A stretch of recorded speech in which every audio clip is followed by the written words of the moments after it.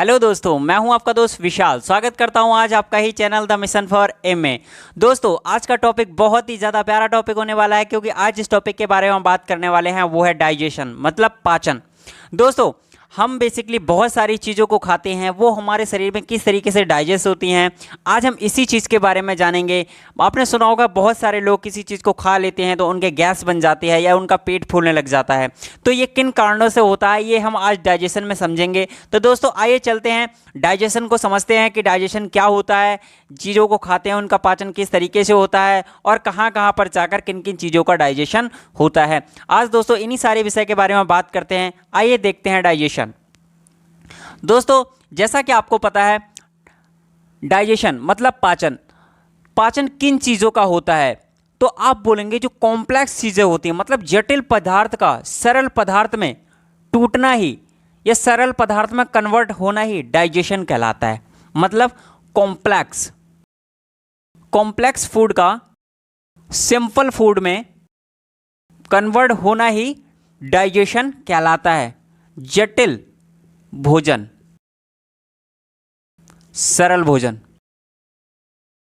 यानी कि जटिल भोजन का सरल भोजन में चेंज होना ही या कन्वर्ट होना ही डाइजेशन कहलाता है। आइए दोस्तों जानते हैं कि जब हम भोजन करते हैं तो उनमें कितने कंपोनेंट्स पाए जाते हैं। दोस्तों, जब भी हम भोजन करते हैं उसमें मेनली 7 कंपोनेंट्स पाए जाते हैं। आइए जानते हैं उन 7 कंपोनेंट्स के बारे में कि कौन कौन से उसमें कॉम्प्लेक्स फूड होते हैं। आइए दोस्तों जानते हैं उनके बारे में। दोस्तों, मेनली जब भी हम फूड खाते हैं तो उनमें 7 कंपोनेंट्स होते हैं। ठीक है दोस्तों, जानते हैं उनके बारे में। कार्बोहाइड्रेट होता है, ठीक है दोस्तों। नंबर 2 विटामिन होता है। नंबर 3 आपका फाइबर होता है। नंबर 4 आपका मिनरल्स यानी खनिज होते हैं। नंबर 5 आपका वसा होता है, जिसे फैट बोलते हैं। नंबर 6 आपका जल होता है। नंबर 7 आपका प्रोटीन होता है।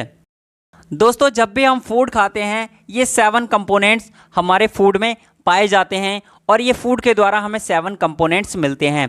दोस्तों, इनमें 4 कंपोनेंट्स जो होते हैं वो सरल होते हैं, ठीक है दोस्तों, और 3 कंपोनेंट्स जो होते हैं वो कॉम्प्लेक्स होते हैं।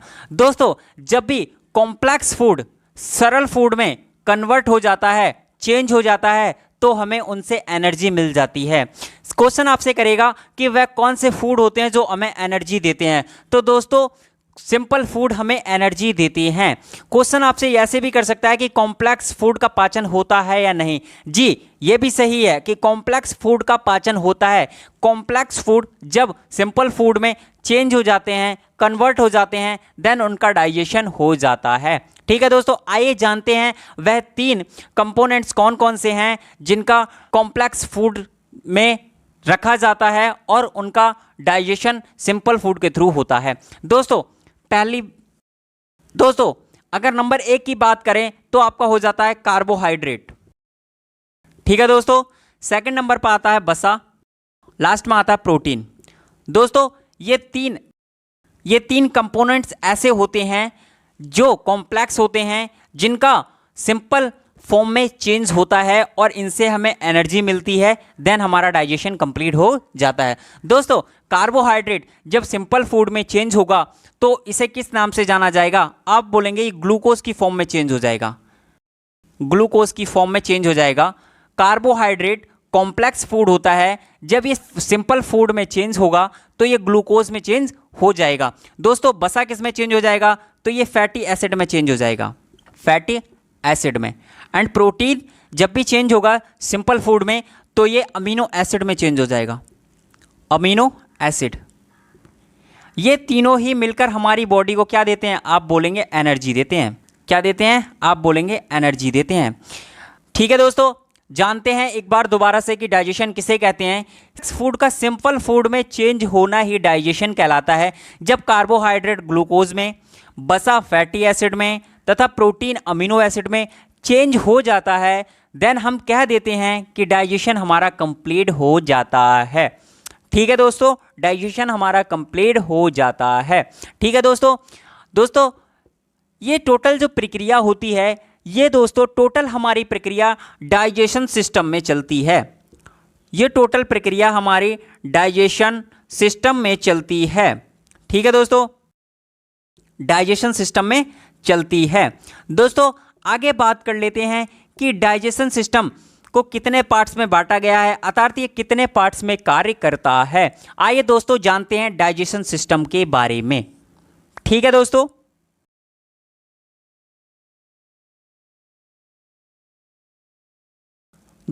डाइजेशन सिस्टम ये मेनली दो पार्ट्स में कार्य करता है, या इसको मेनली दो पार्ट्स में बांटा गया है, फर्स्ट एंड सेकंड। फर्स्ट जो होता है जिसको बोलते हैं मैकेनिकल डाइजेशन। ठीक है दोस्तों, मैकेनिकल डाइजेशन बोलते हैं। एंड सेकंड जो होता है इसको हम केमिकली डाइजेशन बोलते हैं। ठीक है दोस्तों, इसको हम केमिकल डाइजेशन बोलते हैं। हिंदी में इसको बोलते हैं यांत्रिक पाचन। एंड केमिकली डाइजेशन को हिंदी में बोलते हैं रासायनिक पाचन। ठीक है दोस्तों, आइए जानते हैं कि केमिकली पाचन क्या होता है, उसके बाद बात करेंगे हम डाइजेशन पाचन की। ठीक है दोस्तों रासायनिक पाचन, तो आपको क्लियरली यहां पर यह पता लग रहा है कि यहां पर कोई ना कोई केमिकल जरूर होगा, लेकिन यहां पर जो डाइजेशन होता है, केमिकल जो होता है वो एंजाइम की फॉर्म में कार्य करते हैं। यहां पर एंजाइम के फॉर्म में डाइजेशन होता है। ठीक है दोस्तों, यहां एंजाइम की फॉर्म में डाइजेशन होता है, एंजाइम की फॉर्म में डाइजेशन होता है। ठीक है दोस्तों, और बात करें मैकेनिकल की, तो रासायनिक पाचन में आपके एंजाइम उपस्थित होते हैं। साथ ही साथ अगर बात करें मैकेनिकल डाइजेशन की, तो दोस्तों इसमें एंजाइम की अनुपस्थिति होती है, ये एंजाइम की उपस्थिति में नहीं होते हैं। ठीक है दोस्तों, ये एंजाइम की उपस्थिति में नहीं होते हैं। दोस्तों बात करें एंजाइम, तो इनमें एंजाइम की रिप्रेजेंटेशन नहीं होती है। इसमें क्या होते हैं, ये प्रेजेंट होते हैं। ठीक है दोस्तों, ये क्या होते हैं, इसमें प्रेजेंट होते हैं। दोस्तों अगर एंजाइम की उपस्थिति में नहीं होता है तो ये होता कहां पर है, तो दोस्तों ये दांतों के थ्रू होता है जिसको टीथ बोलते हैं, और सेकंड जो होता है वो टंग के थ्रू होता है जिसको हम जीभ बोलते हैं। ये दो तरीके से या दो रूपों में ये पाचन संपन्न होता है। दोस्तों आइए जानते हैं मैकेनिकल डाइजेशन के बारे में। ठीक है दोस्तों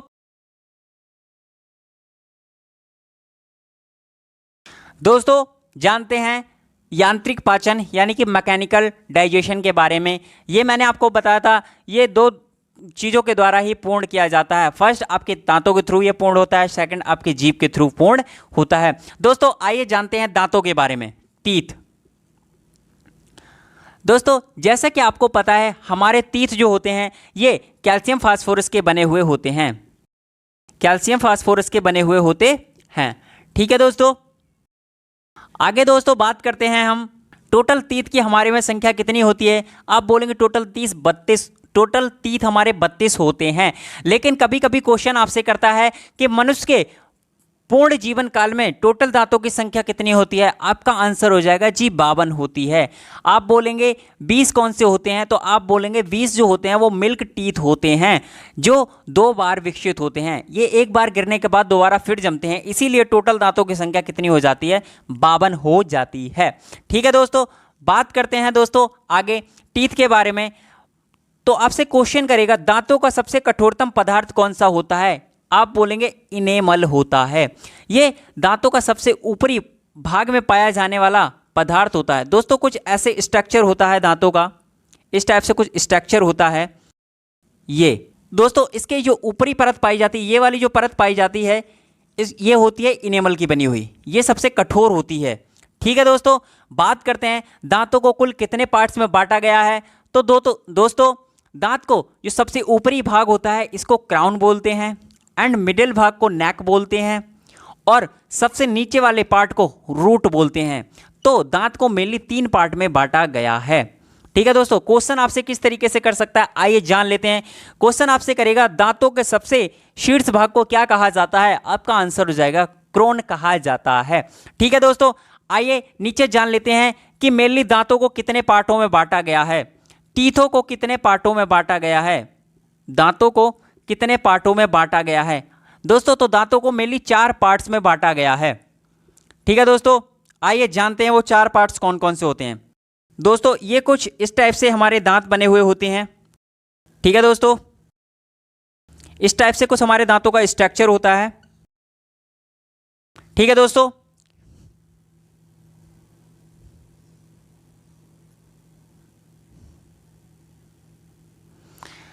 दोस्तों ये आगे की तरफ जो दिखने वाले दांत होते हैं इनको इंसीजर बोला जाता है। इंसीजर बोला जाता है। हिंदी में इनको कहते हैं कृंतक। दोस्तों हिंदी में इनको कृंतक कहा जाता है। ये जो आपको सबसे नुकीला दांत दिखाई देता है इसको बोलते हैं हम केनाइन। केनाइन, जिसको हिंदी में बोलते हैं रंध्रक। रंध्रक। ठीक है दोस्तों, ये जो 2 दिखाई देते हैं, ये दोनों तरफ 2-2 दिखाई देते हैं दोस्तों, इनको कहा जाता है प्रीमोलर। प्रीमोलर। ठीक है दोस्तों, लास्ट में जो 2 दिखाई देते हैं इनको कहा जाता है मोलर। तो मेली दांतों को कितने पार्ट्स में बांटा गया है? आप बोलेंगे मेली दांतों को 4 पार्ट्स में बांटा गया है। ठीक है दोस्तों, आइए जान लेते हैं दोस्तों इन चारों दांतों के कार्यों के बारे में। ठीक है दोस्तों, आज जान लेते हैं इनके कार्यों के बारे में। दोस्तों इंसीजर, इनका कार्य होता है भोजन को काटना। दोस्तों केनाइन का कार्य होता है भोजन को चीरना। ठीक है दोस्तों, बात करते हैं प्रीमोलर और मोलर की। इनका कार्य होता है भोजन से जूस को निकालना, उसे अच्छी तरीके से पीसना। दोस्तों कभी कभी क्वेश्चन यहां पर किस टाइप से आपसे कर सकता है, आइए जान लेते हैं उन क्वेश्चनों के बारे में। दोस्तों आपसे क्वेश्चन करेगा कि बच्चों में दांतों का कौन सा पार्ट्स नहीं पाया जाता। आपका आंसर हो जाएगा प्रीमोलर बच्चों में नहीं पाए जाते या प्रीमोलर बच्चों में उपस्थित नहीं होते हैं। ठीक है दोस्तों, सेकंड क्वेश्चन आपसे कर सकता है दोस्तों कि हाथी के जो बाहर दांतों के रूप में दिखाई देते हैं वह दांतों का कौन सा पार्ट होता है। दोस्तों आपका आंसर हो जाएगा इंसीजर होता है। साथ ही साथ दोस्तों आपसे क्वेश्चन करेगा कि मांसाहारी जानवर या जीव में जो नुकीले दांत के रूप में सबसे बड़ा दांत दिखाई देता है वह दांत का कौन सा पार्ट होता है। दोस्तों आपका आंसर हो जाएगा केनाइन। आप बोलेंगे भैया ये कैसे पॉसिबल है, अभी आपने बताया हाथी का जो सबसे बड़ा दांत दिखाई देता है वो इंसीजर होता है, फिर आपने बताया कि जो मांसाहारी जीव में दिखाई देता है वो आपने केनाइन बताया। हाँ दोस्तों, जैसे कि बात की जाए, जब भी बात की जाएगी शाकाहारी जीव की, तो दोस्तों शाकाहारी जीव में हमेशा आपका इंसीजर बड़ा दिखता है। ठीक है दोस्तों, और बात की जाए मांसाहारी जीव की, चाहे वो शेर हो, चीता हो, कुत्ता हो, बिल्ली हो, XYZ कुछ भी हो, उनका केनाइन बड़ा दिखेगा। मांसाहारी जीवों का केनाइन बड़ा दिखता है। ठीक है दोस्तों, और थोड़ा जान लेते हैं दांतों के बारे में। दोस्तों दांतों का pH मान जब 5.5 से कम हो जाता है तो दांत हमारे कैसे होने लगते हैं? आप बोलेंगे सड़ने लगते हैं। दांत हमारे सड़ने लग जाते हैं। दोस्तों आपने देखा होगा कभी कभी हमारे दांतों में दर्द होने लग जाता है, झंझनाहट होने लग जाती है, डॉक्टर क्या कराता है? दांतों के चेकअप के लिए RCT कराता है। RCT दोस्तों जान लेते हैं इसके फुल फॉर्म के बारे में। इसकी फुल फॉर्म होती है रूट केनाइन ट्रीटमेंट। ठीक है दोस्तों, ये इसकी क्या होती है? फुल फॉर्म होती है। ठीक है दोस्तों, ये इसकी फुल फॉर्म होती है। दोस्तों कभी कभी आपने देखा होगा हमारे दांत सड़ने लग जाते हैं। दांतों में क्या हो जाता है? आप बोलते हैं कीड़ा लगने के बाद दांत खोखले हो जाते हैं, तो दांतों में जो मसाला भरा जाता है उस मसाले को किस नाम से जाना जाता है?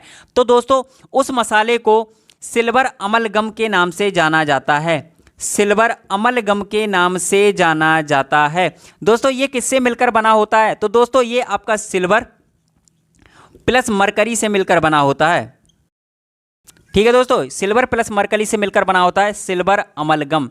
ठीक है दोस्तों, इस तरीके से दोस्तों हमने देख लिया दांतों के कार्यों के बारे में। सेम दोस्तों आगे बात करते हैं हम जीभ के बारे में। ठीक है दोस्तों, आइए जानते हैं जीभ के बारे में। दोस्तों बात करते हैं जीभ। तो दोस्तों जैसा कि आपको पता है जीभ हमारी मांसपेशी से मिलकर बनी होती है। जीभ हमारी मांसपेशी से मिलकर बनी होती है। अगर इसकी लंबाई की बात करें तो इसकी दोस्तों इसकी जो लेंथ हो जाती है, दोस्तों जो इसकी लेंथ हो जाती है वो 10 से 12 सेंटीमीटर इसकी लेंथ हो जाती है। ठीक है दोस्तों, इसका कार्य क्या होता है? दोस्तों इसका जो कार्य होता है वो दांतों को भोजन चबाने में उनकी सहायता करती है। दांतों को भोजन चबाने में उनकी क्या करती है? आप बोलेंगे हेल्प करती है। ठीक है दोस्तों, भोजन चबाने में उनकी हेल्प करती है। ठीक है दोस्तों, आगे बात करते हैं दांतों के बारे जीभ के बारे में। तो दोस्तों जीभ में कुछ एंजाइम पाए जाते हैं। जीभ में क्या पाए जाते हैं? आप बोलेंगे कुछ एंजाइम पाए जाते हैं। एंजाइम पाए जाते हैं। आइए दोस्तों जानते हैं उन एंजाइम के बारे में। दोस्तों जीभ में आपका टाइलिन पाया जाता है, लाइपेज पाया जाता है, ठीक है दोस्तों, माइलेज पाया जाता है। ये क्या करता है? ये हमारे छोटे मोटे जीवाणुओं को मुंह में ही मार देता है। दोस्तों लाइपेज ये क्या करता है? ये स्टार्च को पचाने में सहायक होता है। स्टार्च बोले तो मंड को पचाने में ये क्या होता है? सहायक होता है। बात करें टाइलिन की, टाइलिन ये क्या करती है? ये हमारे भोजन को लुब्रिकेट कर देती है, चिकना कर देती है, जिससे भोजन को निगलने में आसानी होती है। ठीक है दोस्तों, भोजन को निगलने में आसानी होती है।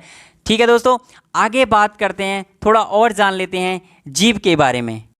ठीक है दोस्तों, जैसा कि मैंने आपको बताया ये मांसपेशी से बनकर बनी होती है। इसकी लंबाई 10 से 12 सेंटीमीटर होती है। ये दांतों को भोजन पचाने में सहायता करती है। ठीक है दोस्तों, ये क्या करती है? इसमें कुछ एंजाइम पाए जाते हैं। टाइलिन नामक एंजाइम पाया जाता है, लाइपेज पाया जाता है और माइलेज एंजाइम पाया जाता है। दोस्तों आइए जान लेते हैं थोड़ा और जीभ के बारे में। दोस्तों जीभ की कुछ आकृति इस टाइप की होती है और इसमें कुछ डॉट लाइक डेट स्ट्रक्चर पाए जाते हैं। डॉट लाइक डेट स्ट्रक्चर पाए जाते हैं। दोस्तों इन स्ट्रक्चर को स्वाद कलियां कहते हैं। स्वाद कलियां कहते हैं। ठीक है दोस्तों, स्वाद कलियां कहते हैं। दोस्तों ये जीभ का अग्रभाग होता है। अग्रभाग होता है, ये हमें खट्टा तथा मीठा पहचानने में सहायता प्रदान करता है। ठीक है दोस्तों, ये कैसा भाग होता है? आप बोलेंगे ये मध्य भाग होता है। जीभ का मध्य भाग होता है और ये जीभ का पश्च भाग होता है। जीभ का पश्च भाग होता है। ये हमें बिटर यानी कि कड़वी चीज़ों को पहचानने में हमारी सहायता करता है। कड़वी चीज़ों को पहचानने में सहायता करता है। ठीक है दोस्तों, ठीक है दोस्तों, जो जीभ में हमारी स्वाद लेने में भी सहायता करती है। जीभ हमारी स्वाद लेने में भी सहायता प्रदान करती है, स्वाद लेना। ठीक है दोस्तों, इस तरीके से दोस्तों हमने जाना दांतों के कार्यों के बारे में तथा जीभ के कार्यों के बारे में। दोस्तों अब आपका प्रश्न होगा, जैसे कि भैया आपने कहा था कि मैकेनिकल डाइजेशन क्या होता है जब उसमें एंजाइम मिल जाते हैं। तो भैया आप एक बात बताइए, आपने अभी कहा था कि मुंह में हमारा डाइजेशन होता है लेकिन वो कैसा होता है? मैकेनिकल होता है। तो अभी आपने बताया जब इसमें एंजाइम मिल जाते हैं तो ये मैकेनिकल कैसे रहा? दोस्तों देखिए, मुंह में पाचन जो होता है उसको यांत्रिक पाचन कहते हैं, ये सच है। लेकिन दोस्तों जब तक उसमें कोई भी एंजाइम नहीं मिलता, मैंने कहा था टाइलिन, लाइपेज, माइलेज, इनमें से कोई भी एंजाइम नहीं मिलता है तब तक वो मैकेनिकल डाइजेशन कहलाता है। इसके जब ये एंजाइम फूड में मिल जाते हैं, इंक्लूड हो जाते हैं, तो उसको केमिकल डाइजेशन कहा जाता है। दोस्तों ये फर्स्ट पार्ट हमारा डाइजेशन वाला यहीं पर कंप्लीट होता है, जिसको हम मैकेनिकल डाइजेशन बोलते हैं। दोस्तों सेकंड पार्ट जो हमारा है केमिकल डाइजेशन, ठीक है दोस्तों, उसको पढ़ेंगे हम नेक्स्ट क्लास में। ऐसी ही मज़ेदार वीडियो दोबारा लेके आऊँगा, फिर आऊँगा, ज़रूर आऊँगा। नमस्कार।